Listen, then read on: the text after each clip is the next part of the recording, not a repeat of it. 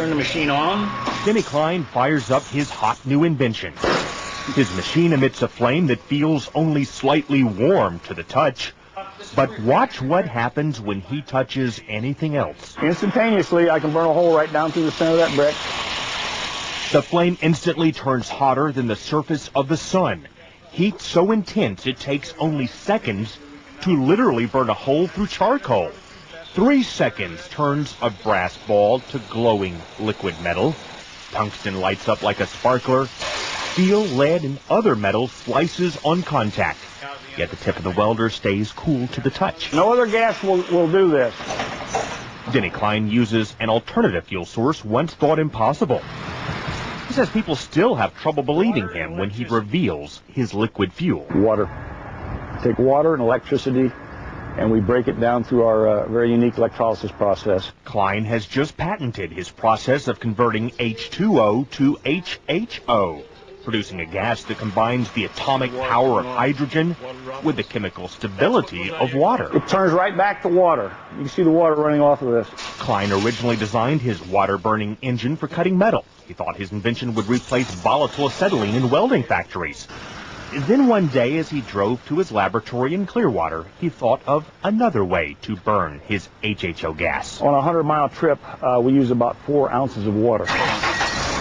Klein says his prototype 1994 Ford Escort can travel exclusively on water, though he currently has it rigged to run as a water and gasoline hybrid. Simply speaking, it can change the world by reducing our dependence on fossil fuels. These are equivalent to our... Pete Dominici is helping Klein take his hydrogen technology patents from a 2-room office in Clearwater to consumer markets around the world. You know what? Microsoft came out of nowhere, came out of the garage. Why not hydrogen technologies? The duo is already in negotiations with one U.S. automaker and the U.S. government. Their plans have grown from basic welding with water to powering the entire world from the safest and cleanest fuel on Earth. Craig Patrick, Fox News. Members of Congress recently invited Denny Klein to Washington to demonstrate his technology. Now his company is currently developing a Hummer for the U.S. military that can run on both water and gasoline.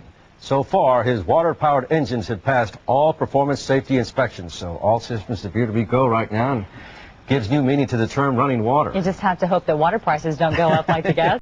Instead of paying almost $4 for gas, how would you like to run your car on salt water? Now, it may sound crazy, but wait until you see what a local inventor has come up with that could change the world. And as Channel 3's Michael Mara shows us, that's not all he's trying to do. We need to get it to around 100. Retired TV station owner and broadcast engineer John Kansas was not looking for an answer to the energy crisis. He was looking for a way to cure cancer. 4 years ago, inspiration struck in the middle of the night.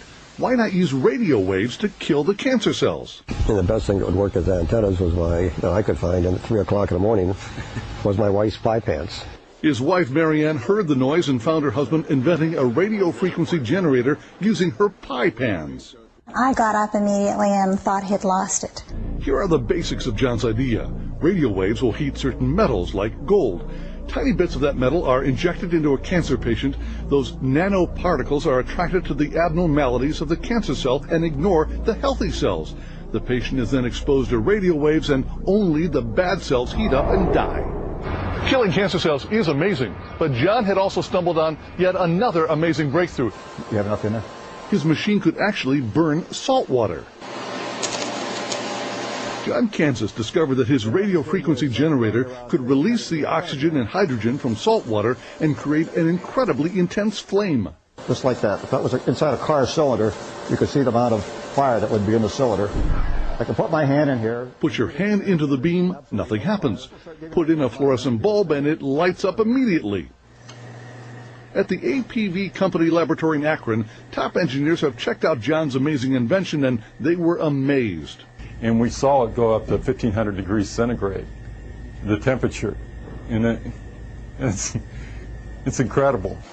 This simple Stirling engine is running with the heat generated by the flames coming off that test tube. The fuel, nothing more than salt water. Oh, that could be a steam engine, a steam turbine. Could be a car engine if you wanted it to be. That's the true American innovator. Someone that is not looking for something, he just finds it.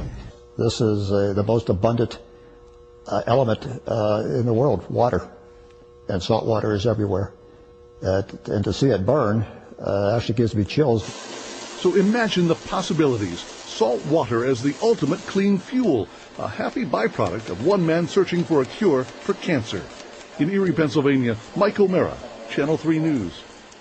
That is amazing. We want it now. Inventor John Kansas says that if some big company wants to buy up his saltwater fuel invention, that's okay. He wants to use all the money to finish his quest to find a cure for cancer.